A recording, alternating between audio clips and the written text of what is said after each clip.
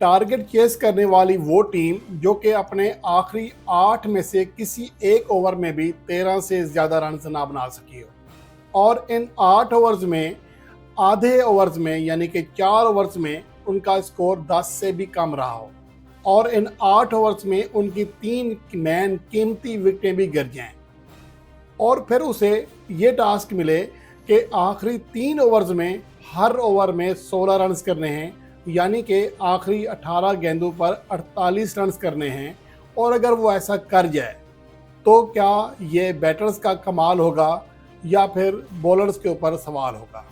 मेरे ख्याल में यहाँ पर बॉलर्स के ऊपर सवाल ज़्यादा बनता है।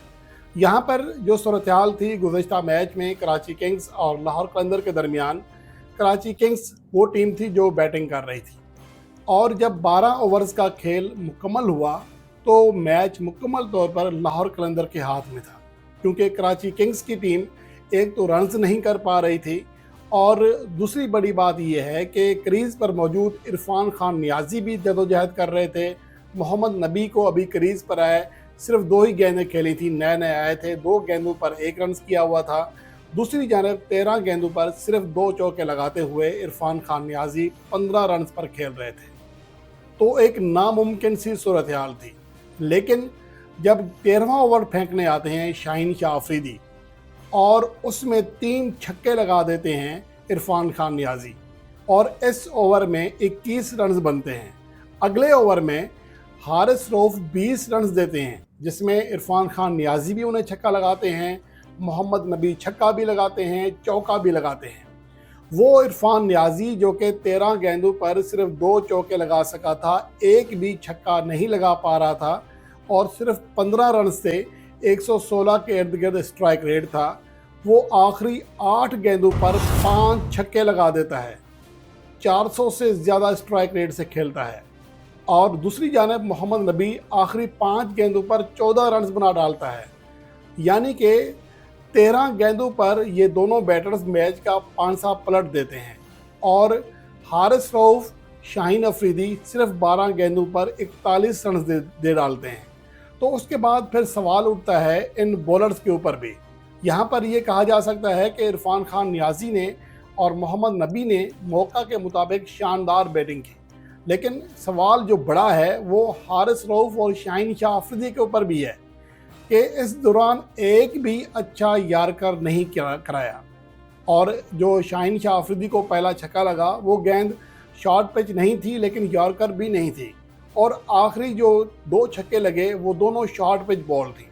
और यही गलती हारिस रऊफ ने भी की, ना सिर्फ इरफान खान नियाज़ी के ख़िलाफ़ बल्कि मोहम्मद नबी के ख़िलाफ़ भी।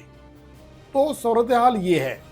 सवाल ये पैदा होता है कि ये वो बॉलर हैं जो कि पाकिस्तान के प्रीमियर फास्ट बॉलर कहलाते हैं।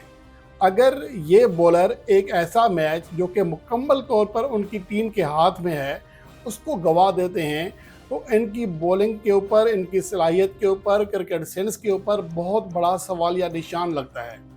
और ये पहला मौका नहीं है कि शाहीन अफरीदी ने या हारिस रऊफ ने अपनी टीम को ऐसा ही कोई मैच हरवाया हो। वर्ल्ड कप 2022 में जब पाकिस्तान टीम इंडिया के खिलाफ मुकम्मल कंट्रोल हासिल कर चुकी थी तो उस मैच में भी हारिस रऊफ को पिटाई हुई थी और उस तरह शॉर्ट पिच गेंदों पर विराट कोहली ने उनके खिलाफ हिटिंग की। और T20 वर्ल्ड कप 2021 का सेमीफाइनल जो कि पाकिस्तान टीम मुकम्मल तौर पर अपने हाथ में कर चुकी थी, शाहीन अफरीदी ने एक ही ओवर में मैथ्यू वेड के हाथों 3 छक्के खा लिए और मैच पाकिस्तान के हाथ से निकल गया। तो यहाँ पर सवाल ये पैदा होता है कि आखिर शाहीन अफरीदी और हारिस रऊफ कब सीखेंगे, कब वो यार्कर्स करना सीखेंगे, कब सूरत-ए-हाल के मुताबिक गेंद डालना सीखेंगे? ये वो सवालात हैं जो कि पाकिस्तान के सिलेक्टर्स को भी, पाकिस्तान के कोचेस को भी पूछना चाहिए कि ये जो हमारे कोचेस हैं वो क्या कर रहे हैं और जो सिलेक्टर्स हैं क्या उनको शाहीन अफरीदी और हारिस रऊफ के अंदर कोई बेहतरी दिखाई दे रही है? क्या ये दोनों खिलाड़ी सूरत-ए-हाल के मुताबिक ख़ुद को समझा पा रहे हैं, ख़ुद को ढाल पा रहे हैं? अगर नहीं तो उन्हें मुसलसल अगर सिलेक्ट किया जा रहा है तो उसका ज़िम्मेदार सिलेक्टर्स भी हैं, उनसे सवाल करना चाहिए। यहाँ पर शाहीन शाह अफरीदी और हारिस रऊफ की जो बॉलिंग सलाहियत है उसकी कलई मुकम्मल तौर पर खुल गई है और वो अच्छी कंडीशंस में हैं तो अच्छी बॉलिंग करा लेते हैं।